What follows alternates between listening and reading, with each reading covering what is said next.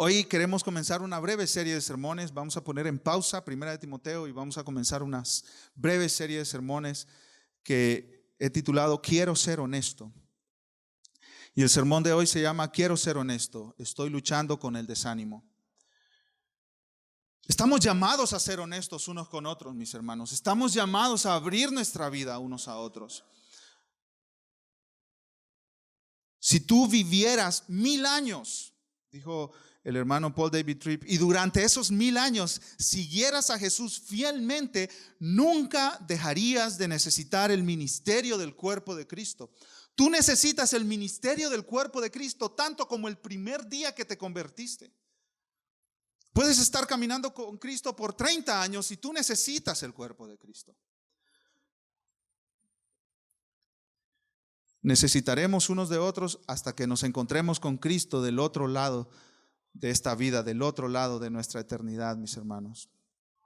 Antes de la caída en Edén, antes de que Adán y Eva se rebelaran contra Dios, todo iba bien. No había traiciones, no había chismes, no había envidia, no había desánimo, depresión, drogadicción, enfermedad, rebeldía de hijos. No había nada de eso. Una vez ellos pecaron, mis hermanos, todo se manchó por el pecado. Dice la palabra del Señor que el mundo mismo, la creación misma, gime con dolores de parto para ser restaurada. Ellos allá en el huerto del Edén no tenían necesidad de rendirle cuentas a otros por sus debilidades y fracasos y fallos. Ellos no tenían no tenían ninguna necesidad de arrepentirse de ningún pecado. ¿De qué se iban a arrepentir? Ellos no tenían necesidad de confesar ningún pecado. ¿Qué iban a confesar? Pero después de Génesis 3, mis hermanos, de ahí en adelante, todos y cada uno de nosotros tenemos esa necesidad de ir delante de Dios en arrepentimiento por nuestro pecado. Y la buena noticia es que Dios proveyó un Salvador que es Cristo Jesús. Dios proveyó su Hijo Jesús para que viniera a rescatarnos, a salvarnos de la condenación eterna. Si tú estás en Cristo, gloria a Dios. Somos parte de una familia, pero no termina ahí. Tú no puedes decir, bueno, yo ya soy cristiano, ahí, ya me las arreglé con Dios. No, para ser fiel y caminar con Cristo cada día tú necesitas de otros hombres y mujeres que te acompañen. Tu culpa delante de Dios ya está resuelto ese problema. Ya no tienes culpa. Ya no hay condenación para los que están en Cristo. Ya estás reconciliado con Dios.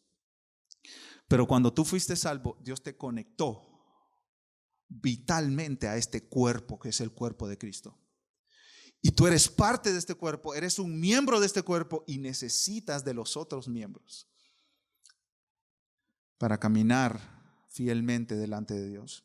Repito esta frase, mis hermanos, aun si vivieras 1000 años y durante esos 1000 años siguieras a Jesús fielmente, nunca dejarías de necesitar el ministerio del cuerpo de Cristo.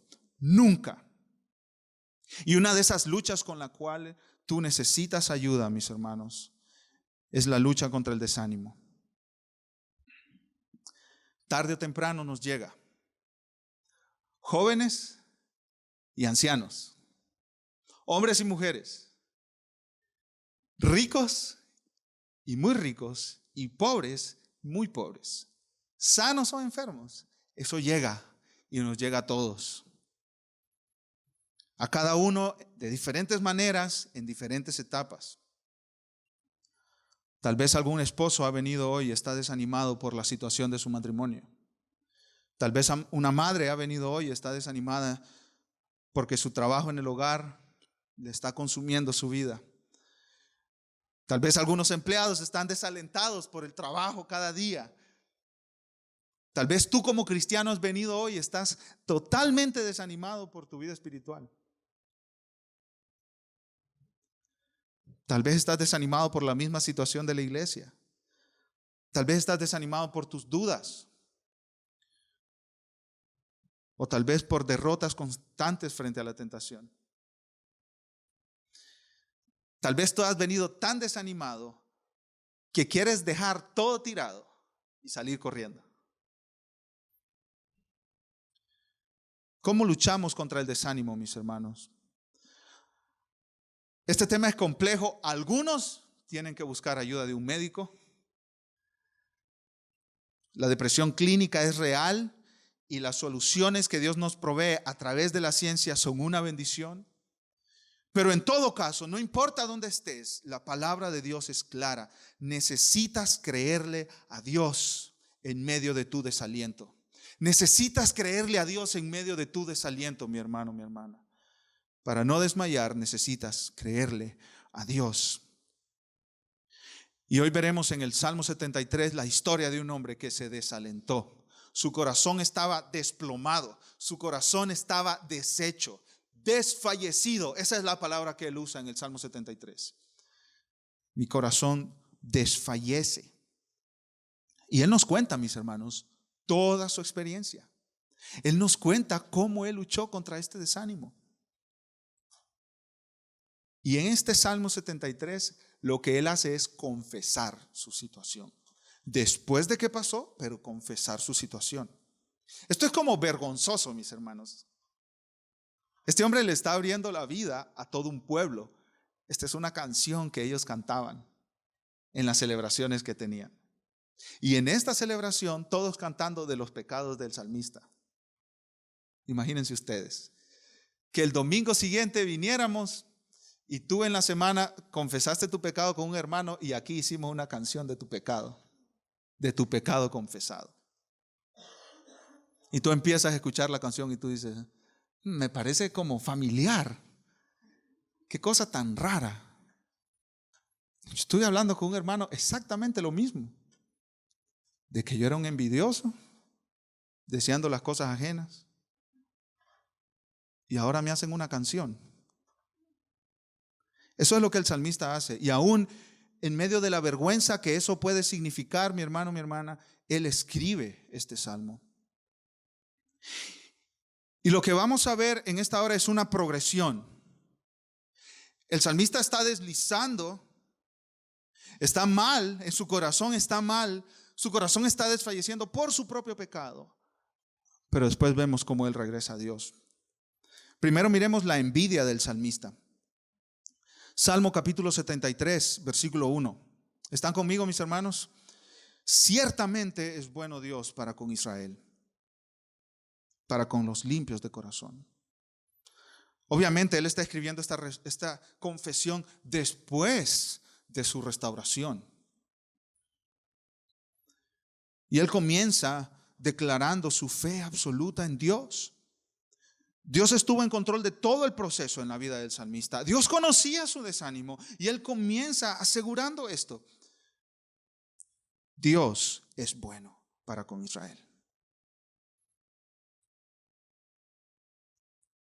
Pero ¿cuál era la envidia del salmista? ¿Qué era lo que ocasionaba envidia en su corazón? Miren el versículo 2. En cuanto a mí, casi se deslizaron mis pies. Por poco resbalaron mis pasos.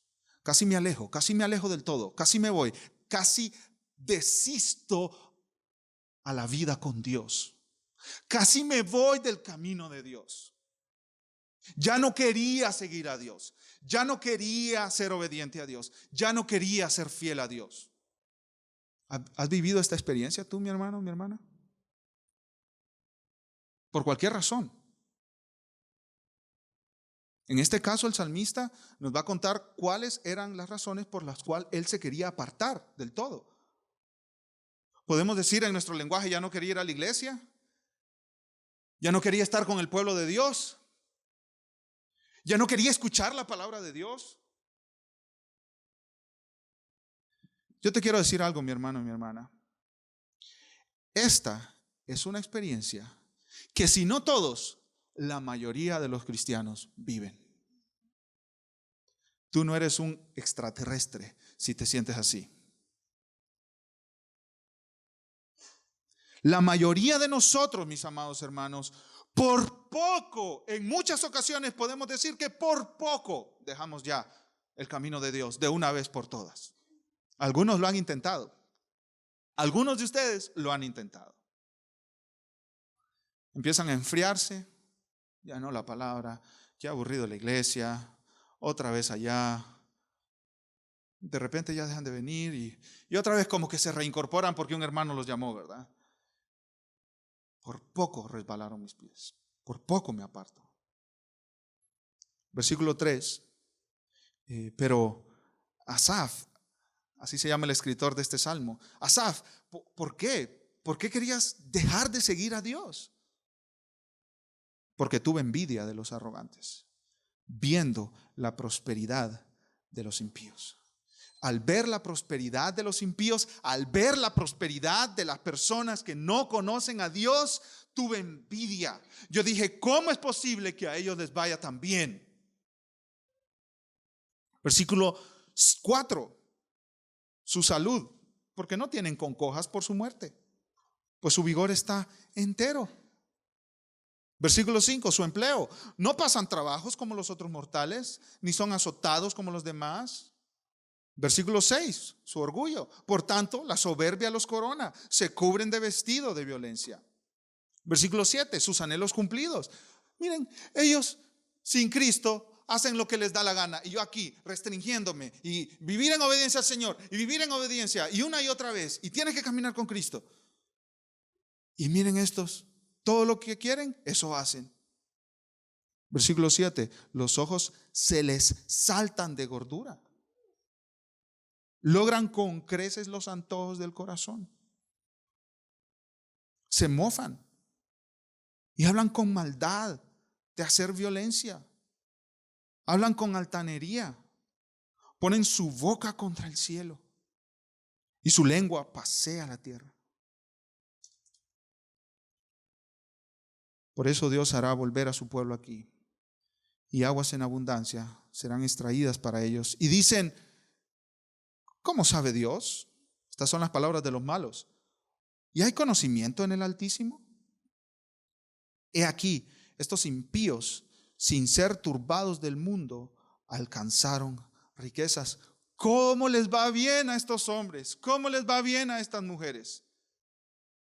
Sin Cristo y en todo prosperan. Sin Cristo y hacen siempre lo que se les da la gana. Sin Cristo y no tienen batallas económicas. Su orgullo los pone sobre todo. Hacen trampa y les va bien el negocio. Y yo no puedo hacer trampa.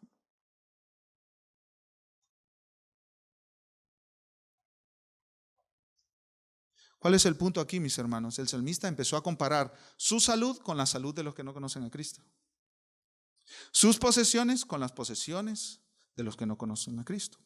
Su prosperidad con la prosperidad de los que no conocen a Cristo. Y él confiesa, estaba resentido con Dios por esto. ¿Cómo es posible que Dios permita que esto continúe? ¿Cómo es posible?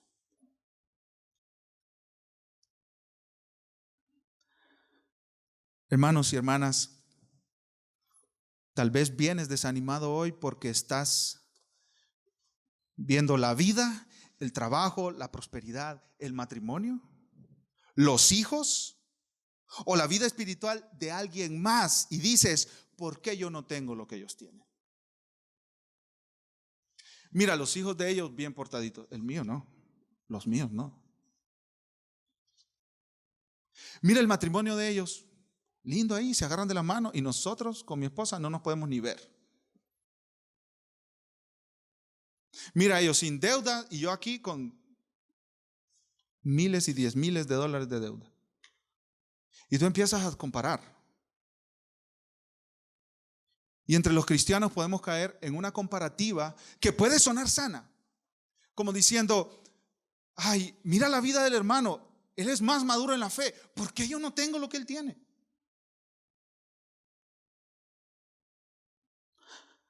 Esto es clave, mis hermanos. Compararte con otros siempre te llevará al desánimo, sin excepción, sin excepción. Compararte con otros, comparar tu vida a la vida de otros siempre te llevará al desánimo, siempre. Y esto viene de un corazón orgulloso, porque al buscar comparar, queremos decir, ah no, pero yo estoy mejor que aquel. Pero cuando encuentras uno que está mejor que tú, ahí es donde por poco resbalas.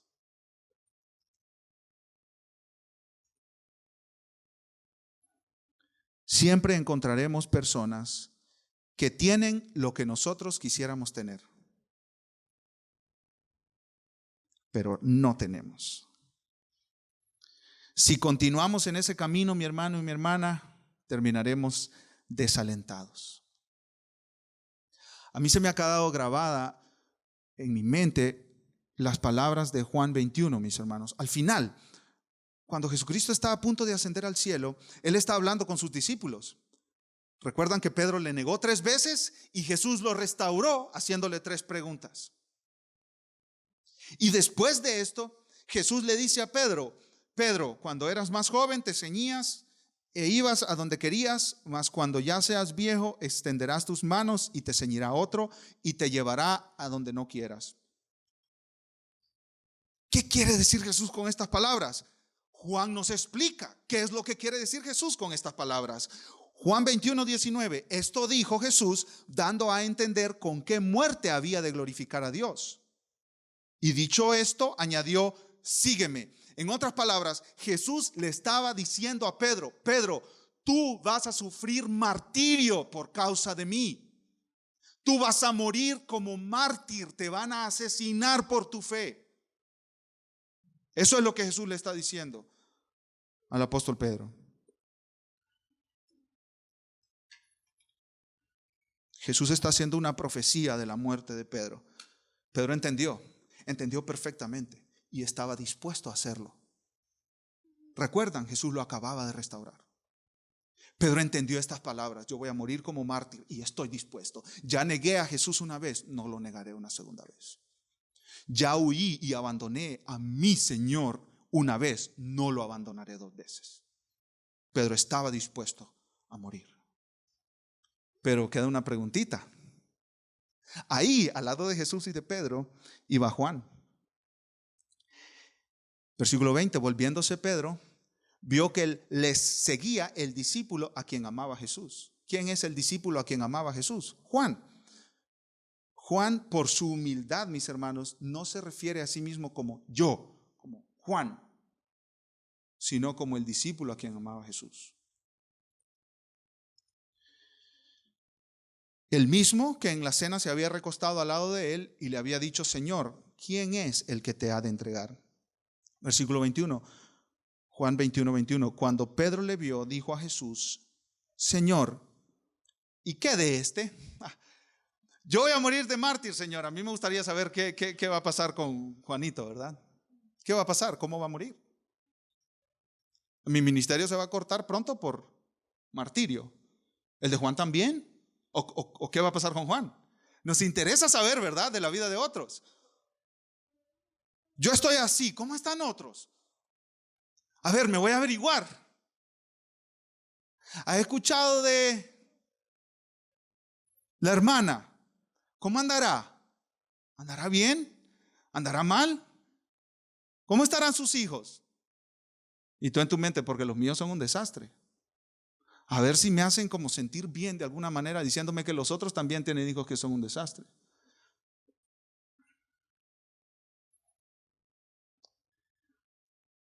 Pedro, explica el pastor John Piper, acababa de escuchar una palabra muy fuerte: tú morirás. Pedro entendía que Jesús era el Señor, el creador de todo. Y el Señor, el creador de todo, le estaba profetizando que moriría. Una muerte de mártir. Tú morirás, le dijo Jesús a Pedro, con mucho dolor. ¿Y cuál fue el primer pensamiento de Pedro? La comparación. ¿Qué con Juan? En otras palabras, si yo tengo que sufrir, ¿sufrirá él también? Si yo no llego a vivir una larga vida de ministerio fructífero, ¿llegará a hacerlo él? ¿Qué le dijo Jesús, mis hermanos, a Pedro? Jesús le dijo: si quiero que él quede hasta que yo venga, ¿qué a ti? ¿Y a ti qué te importa, Pedro? Eso fue lo que Jesús le dijo a Pedro. ¿Y a ti qué te importa? ¿A ti qué te importa, Pedro, la vida de Juan? Sígueme tú.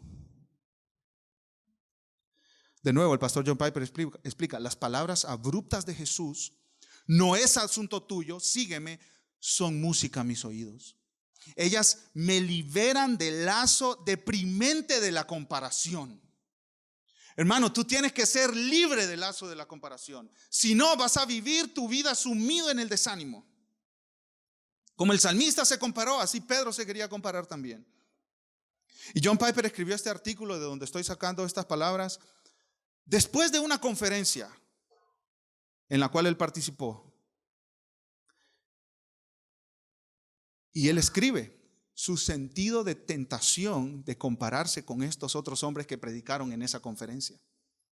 Y él escribe estas palabras: Piper, hablándose a sí mismo, ¿a ti qué te importa que David Wells tenga tan amplio conocimiento de los efectos dominantes del posmodernismo? Tú sígueme. Piper, ¿a ti qué te importa que Buddy Balkan recite el evangelio tan poderosamente sin usar notas? Tú sígueme. Piper, ¿a ti qué te importa que Tim Keller vea tan claramente las conexiones entre el evangelio y la vida profesional? Tú sígueme. Piper, ¿a ti qué te importa que Don Carson lea 500 libros al año y combine lo pastoral con la erudición? Tú sígueme. Hermano, tú sigue a Cristo. Tú obedece a tu Señor. Tú sé fiel como padre. Tú sé fiel como madre. No te compares con otros.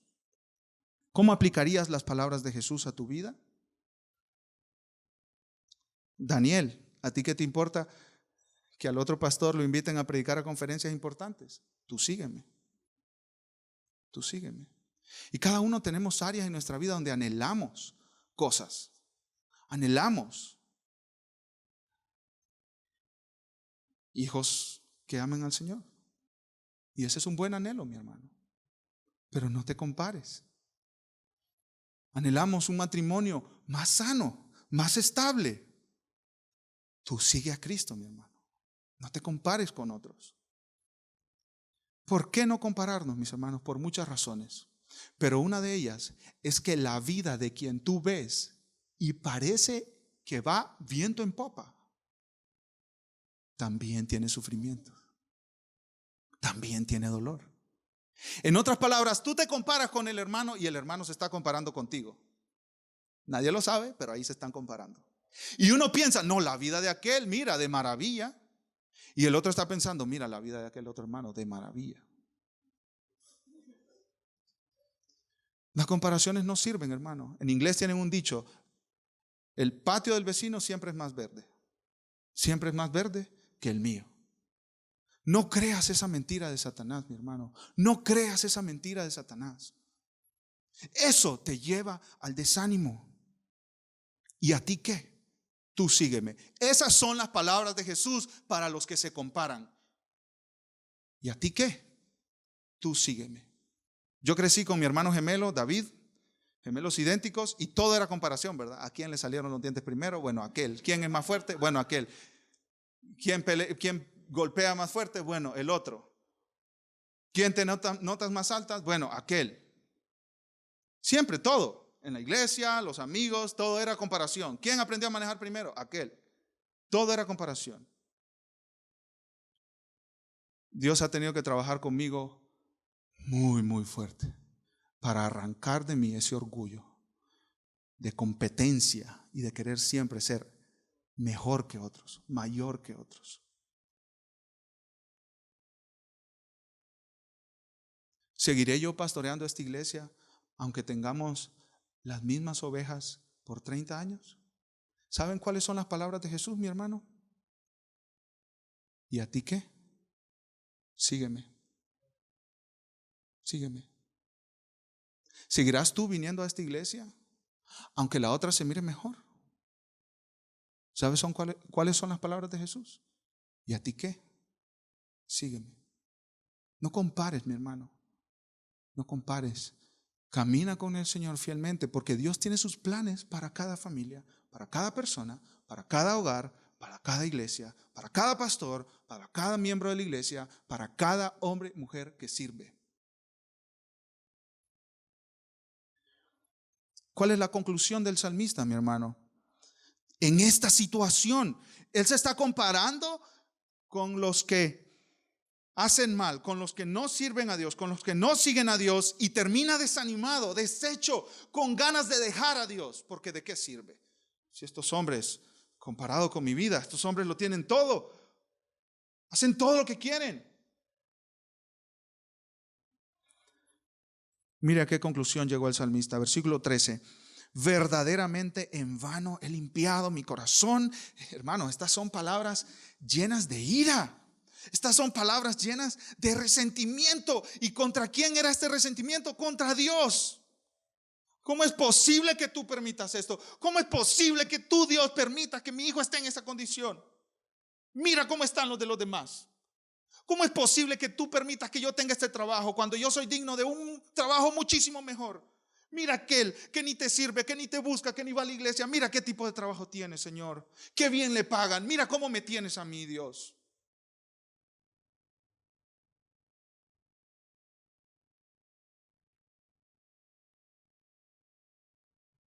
Verdaderamente en vano he limpiado mi corazón. No ha servido para nada seguir a Cristo. No ha servido para nada seguir a Dios. En vano he lavado mis manos en inocencia. Hermano, esta es una conclusión totalmente errónea, totalmente equivocada. Este hombre dice: no sirve para nada servir a Dios. Esa es su conclusión. No sirve para nada servir a Dios. No sirve para nada seguir a Dios. Y tú y yo sabemos que eso es lo más lejos de la realidad. Seguir a Dios es todo, mi hermano.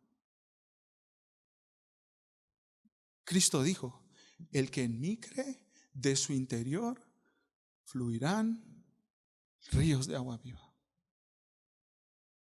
Jesús dice: seguirme a mí es como el hombre que encontró un tesoro en un campo. Vendió todo lo que tenía para comprar ese campo y quedarse con ese tesoro. En otras palabras, vale la pena seguir a Cristo aunque lo pierdas todo, porque Él es el tesoro más valioso que existe en este mundo. No hay otro. Este hombre estaba totalmente equivocado. Jesús es más valioso que hijos obedientes. Jesús es más valioso que cualquier buen trabajo de buena plata. Jesús es más valioso que cualquier buen matrimonio, mi hermano. Es más, todo matrimonio se va a acabar. Todo matrimonio se va a acabar. Y un día dejarás de ser padre de esos muchachos, ya sea porque tú te mueras o porque ellos partan. Pero Cristo nunca pasará. Este hombre estaba equivocado, mi hermano. Y si tú estás pensando que no vale la pena servir a Cristo, estás equivocado también. Porque Cristo es el mayor tesoro que hay en este mundo. Entiéndelo de una vez por todas.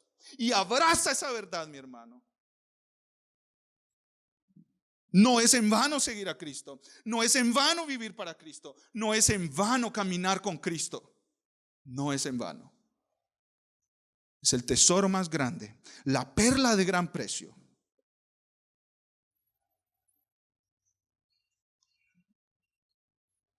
El salmista estaba equivocado y él mismo lo reconoce.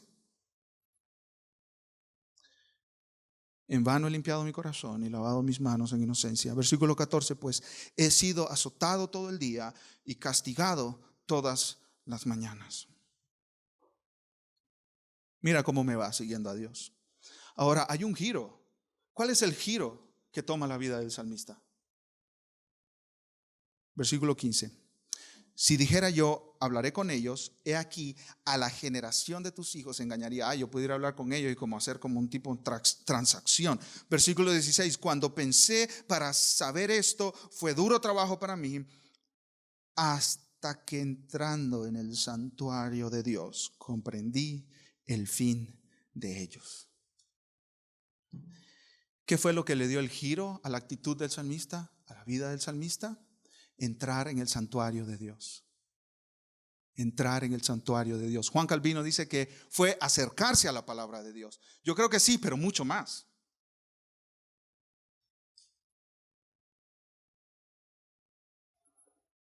Otros comentaristas dicen que el salmista se refiere a que el hombre entró al santuario, vio los sacrificios que se estaban realizando Y dijo, todo pecado tiene consecuencias y requiere la muerte.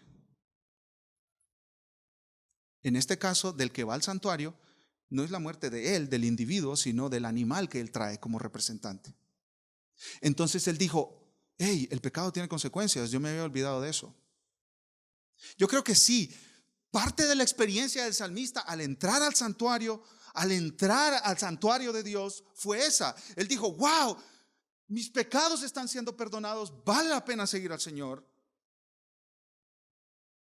Los impíos no tienen un representante y su pecado tarde o temprano les alcanzará. Dios les dará tarde o temprano las consecuencias de su maldad.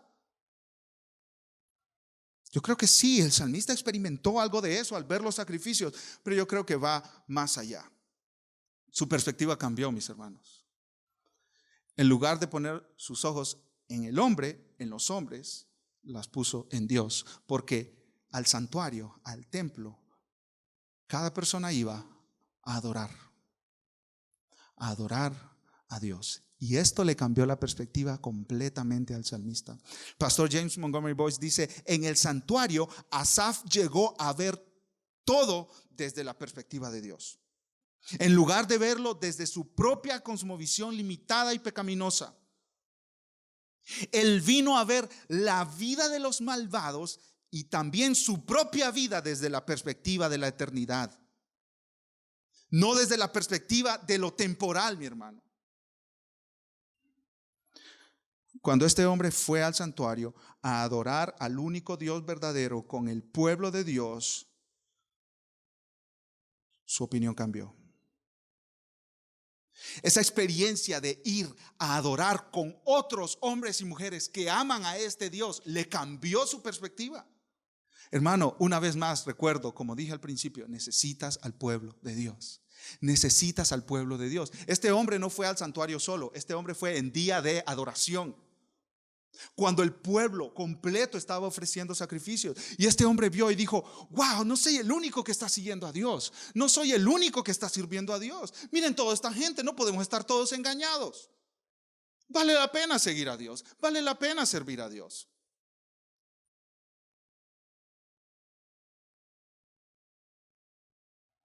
Tú y yo necesitamos al pueblo de Dios, adorar como pueblo para pelear contra el desánimo.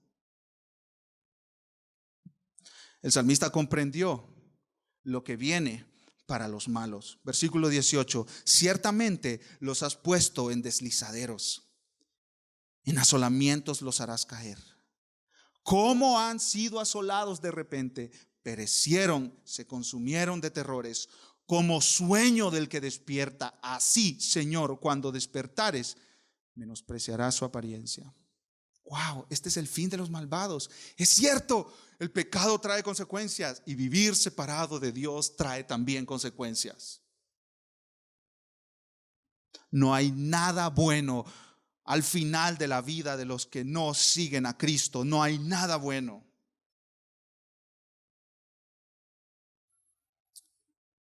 Versículo 21. Y aquí viene la confesión. Se llenó de amargura mi alma y en mi corazón sentía punzadas. Tan torpe era yo que no entendía. Era como una bestia delante de ti. Con todo, yo estuve contigo. Me tomaste de la mano derecha. Y miren, aquí es Dios guiando a su pueblo que se quiere alejar de Él, a su pueblo que está desanimado, que no quiere seguir más a Dios. Dios en su misericordia les toma de la mano y les guía. Versículo 24, me has guiado según tu consejo y después me recibirás en gloria. Y el salmista termina, mis hermanos, el capítulo 73 de los Salmos contándonos su testimonio final. Aquí nos presenta la correcta conclusión de toda esta experiencia. Versículo 25, ¿a quién tengo yo en los cielos sino a ti? Y fuera de ti, nada deseo en la tierra. Ni buena salud, ni dinero, ni buen trabajo. Incluso yo deseo a Dios más que un buen matrimonio y más que unos buenos hijos. Versículo 26. Mi carne y mi corazón desfallecen, mas la roca de mi corazón y mi porción es Dios para siempre.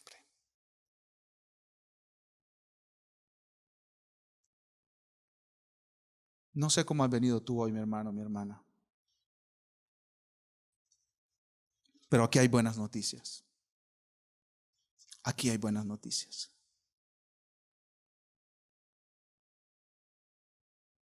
Satanás viene con una mentira. De nuevo, como dice el pastor John Piper, Satanás viene diciéndote esta gran mentira: nunca más serás feliz, nunca más serás fuerte, nunca más tendrás vigor y determinación. Tu vida nunca más tendrá un propósito. No hay mañana después de esta penumbra. No hay mañana después de esta noche. No hay más alegría después del llanto. Todo se torna más y más oscuro. Esto no es un túnel, esto es una cueva sin fin. Esa es la gran mentira que Satanás te quiere decir. Esa es la gran mentira que Satanás quiere que tú creas. Pero por la experiencia del salmista, y hermano, por nuestra propia experiencia, nosotros sabemos que no podemos creer esa mentira, que tenemos que creer a Dios. El salmista llegó a la conclusión correcta: fuera de ti, Dios, nada deseo en la tierra. El salmista nos enseña que él salió de ese túnel oscuro, que él salió de ese pozo profundo, y a lo largo de la historia miles y miles, millones de hombres y mujeres han salido de ese pozo profundo también, mi hermano, mi hermana. ¿Tú no me crees? Tengo algunos ejemplos para ti. Moisés en Números 11:14 dijo: no puedo yo soportar a este pueblo que me es pesado en demasía. Ya no los aguanto, Señor. Incluso Moisés llegó a pedirle a Dios que lo matara. Pero Moisés salió adelante. Ana quería un hijo y estaba orando. Y el sacerdote, sin ningún tipo de discernimiento espiritual, la confundió con una mujer alcohólica que estaba borracha. Y Ana le dijo: no tengas a tu sierva por mujer impía, porque por la magnitud de mis tristezas, de mis congojas y de mi aflicción he hablado hasta ahora. Esta mujer, Ana, que no podía tener hijos, estaba afligida y Dios la sacó de ahí. Jeremías 20:18, le pregunta a Dios: ¿por qué salí del vientre para ver pena y aflicción y que mis días acaben en vergüenza? Él sirvió al Señor fielmente por décadas. Elías, en Primero de Reyes 19:10, he sentido un vivo celo por Jehová, Dios de los ejércitos, porque los hijos de Israel han dejado tu pacto, han derribado tus altares y han matado a espada a tus profetas, y solo yo he quedado. Solo yo he quedado. Elías estaba en ese pozo profundo y salió, mi hermano, por la gracia de Dios. Job también lo perdió todo, y él dice en Job 7:11: no refrenaré mi boca, hablaré en la angustia de mi espíritu. Otro hombre que fue atribulado, mi hermano, mucho más, yo creo, que cualquiera de lo que nosotros podemos sufrir en una vida o en 10 vidas. Otros escritores de los salmos también, además del Salmo 73. Nosotros leemos en el Salmo 88: oh Jehová, Dios de mi salvación. Lee el Salmo 88. Eso es una súplica constante. Y el hombre no es como en otros salmos que empieza mal y termina bien, como el Salmo 73. No, el Salmo 88 empieza mal, en medio mal y al final mal. La situación no se le resolvió al hombre. Y dice en el versículo 1 al 3: oh Jehová, Dios mío, Dios de mi salvación, día y noche clamo delante de ti. Llegue mi oración a tu presencia, inclina tu oído a mi clamor, porque mi alma está hastiada de males y mi vida cercana al Seol.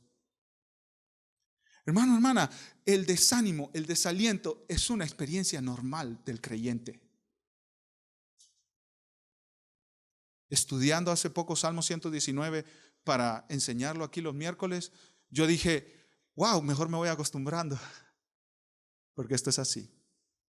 Es una batalla que pelear por creerle a Dios y no creer las mentiras de Satanás. A lo largo de la historia, mi hermano, fuera de las páginas de la Biblia, hombres y mujeres han sufrido también ese desaliento tremendo. David Brainerd, años 1700, escribió en su diario: me sentí tan abrumado por el desánimo que no sabía cómo vivir. Y hay frases como esta a través de todo su diario. Spurgeon dijo: yo soy un hombre que sufre de depresiones de espíritu tan horribles que no deseo que ninguno de ustedes llegue a tales extremos de miseria como yo.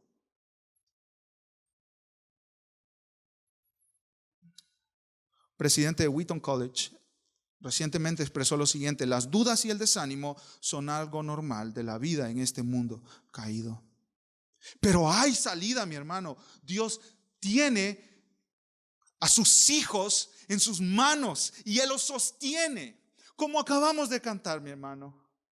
Él me sostendrá. Él me sostendrá.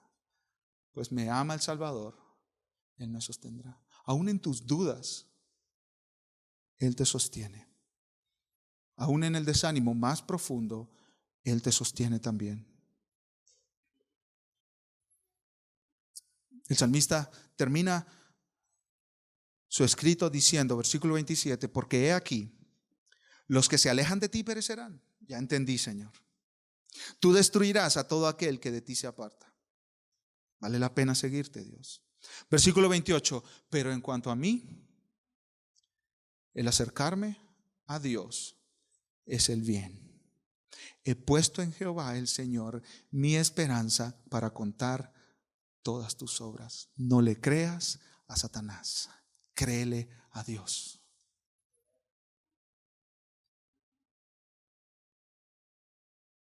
Quiero ser honesto. Estoy luchando con el desánimo. Esas palabras, mis hermanos, deberíamos hablarlas unos a otros más a menudo.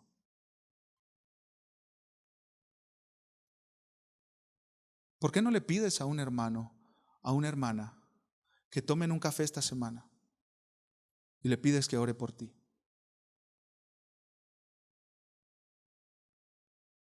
Si tú en este momento no estás pasando por este tiempo de valle de sombra y de muerte, ¿por qué no llamas a un hermano para animarlo?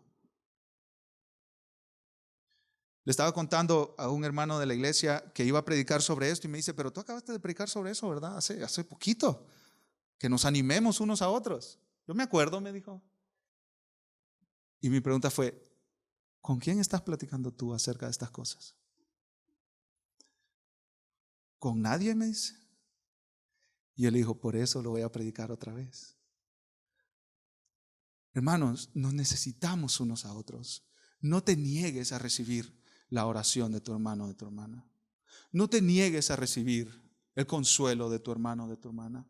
Si estás desanimado, necesitas a otros creyentes. No te alejes, no te encierres, no te ocultes. Dios conoce tu situación.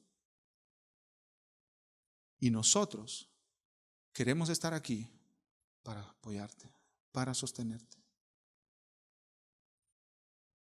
Animémonos, mis hermanos, con la palabra del Señor. No tienes que venir tú con nuevas revelaciones para animar a otros hermanos. No tienes que esperar que Dios te hable para saber qué decirle a alguien. Lee el Salmo 73 con alguien. Recuérdale que Dios es el tesoro más valioso que hay en este universo. Lee la experiencia de Jesús en Mateo 26, cuando Él estaba a punto de ser arrestado. Y llamó a 3 de sus discípulos cercanos y les dijo, siéntense aquí, velen conmigo, mientras tanto voy y oro. Lee acerca de cómo Jesús enfrentó el desánimo ahí en Mateo 26. Jesús fue con el Padre, con su Padre, y le dijo, mi alma está muy triste hasta la muerte. Comparte esas cargas con otros creyentes. Y hermanos, nosotros animémonos con la palabra del Señor. Hay tantas promesas que nos tenemos que recordar unos a otros constantemente. Animémonos con la palabra del Señor, pero no solo eso, animémonos con el Evangelio de Cristo. Recordémonos constantemente que Cristo murió por nuestros pecados, que ya no hay culpa que nos condene delante de Dios. Recordémonos Romanos capítulo 5 versículos 1 y 2, recordémonos Romanos capítulo 8. Para los que están en Cristo ya no hay condenación.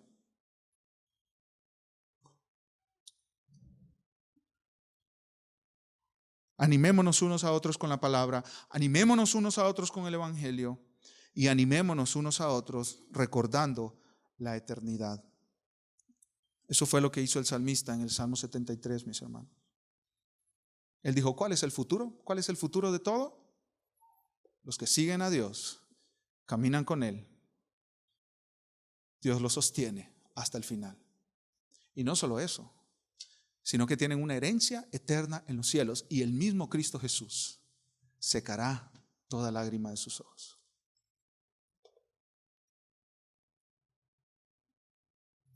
No permitas que estas mentiras de Satanás entren a tu mente y controlen tu vida. No, hermano, lucha contra el desánimo. Hermana, lucha contra el desánimo. Camina con Cristo, sé fiel a Él y apóyate en tus hermanos y hermanas que están aquí para ayudarte. Vamos a orar. Padre, bendecimos tu nombre, Señor, por el buen mensaje del Evangelio de Cristo. Bendecimos tu nombre, Señor, por las buenas noticias de salvación. Bendecimos tu nombre, Señor, porque Cristo vino y a nosotros, que éramos pobres, que estábamos en bancarrota, incapaces de salvarnos, Él nos salvó y nos dio todas sus riquezas, Señor. Y ahora tenemos herencia eterna con Él. Padre, confesamos que nos desalentamos fácilmente, Señor. Confesamos que nos desanimamos fácilmente, Señor, y en muchas de esas veces es porque nos comparamos con otros, Dios. Te pedimos que en tu gracia tú nos ayudes a creerte a ti, Padre. Tú nos ayudes a creer tus promesas y tu palabra.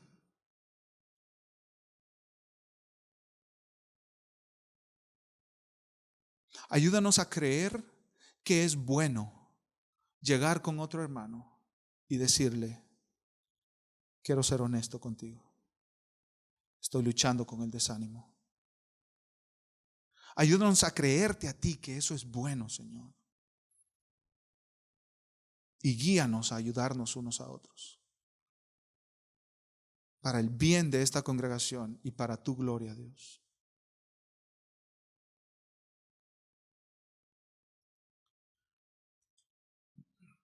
Yo no sé cómo tú has venido hoy, mi hermano, mi hermana, pero en un grupo como este seguro alguien está más desanimado de lo que puede soportar.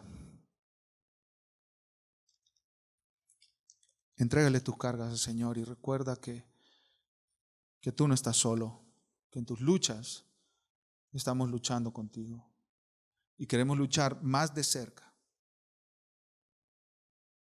Dile al Señor, quiero creerte a ti. Quiero creerte a ti.